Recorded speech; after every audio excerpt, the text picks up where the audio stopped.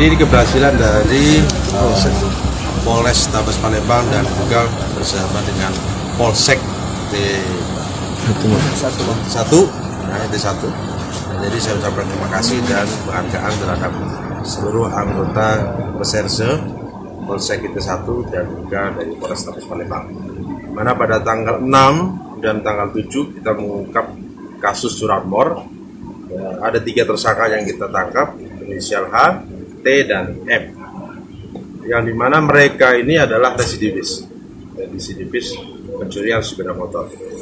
Dan dari mereka kita dapatkan keterangan dari pembuktian bahwa mereka sudah melakukan 32 tempat kejadian.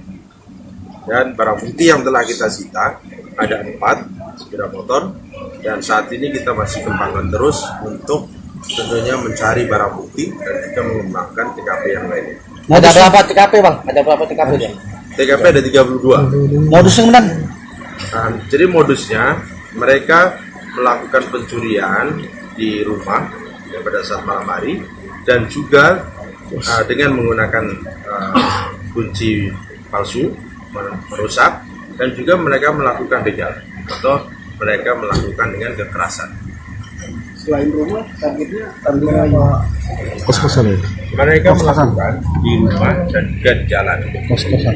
Sehingga mereka pada saat melakukan di rumah atau di kos-kosan dan di tempat lain di halaman rumah itu, dia dengan menggunakan kunci T, kunci palsu, dan memaksa untuk merusak kunci untuk melakukan pencurian.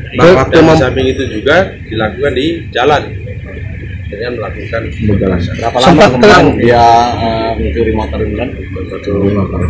Kalau yang bersangkutan sudah melakukan pencurian dari tahun 2017. Pada saat tahun 2018 telah tertangkap yang bersangkutan dan juga menjalani hukuman. Kemudian pada tahun ini 2022 mereka melakukan lagi.